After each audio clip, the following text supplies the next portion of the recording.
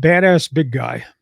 This is a great player who I think's headed down the wrong road. He's left the club. He's now going to be gone for 6 games as they continue these investigations at the NBA level of junk he's involved in off the court. He needs to separate himself from his posse because I think that's where all the problem is.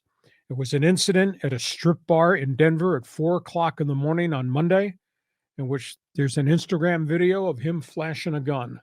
Well, the police have indicated that there's not enough evidence there to charge him with a gun violation in the state of Colorado. You got that incident. There was an incident in Indiana with some of his posse in his car. Looks as if they pointed a gun at a car with Indiana Pacer fans and had a red laser light on it. Ooh.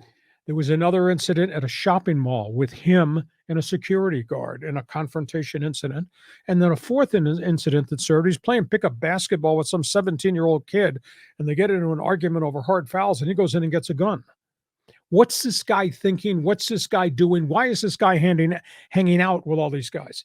If he doesn't straighten his life out, and Memphis, the team, is beyond itself right now because of his deportment off the court, you know what's going to happen to him? He's going to wind up in an alley with a bullet in him if he doesn't separate the gang that he's running with away from the yard.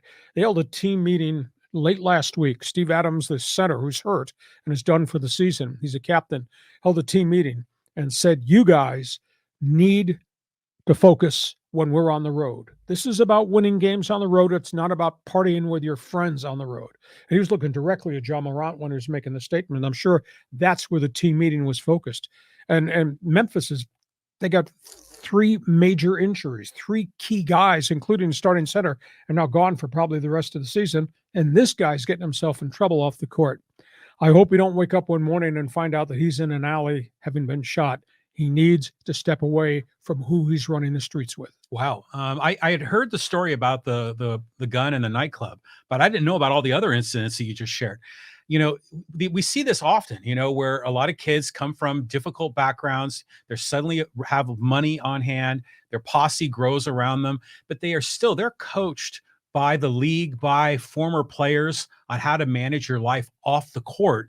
But sometimes they just don't take that advice. They don't listen. And sometimes it ends up really, really badly. All right, before we go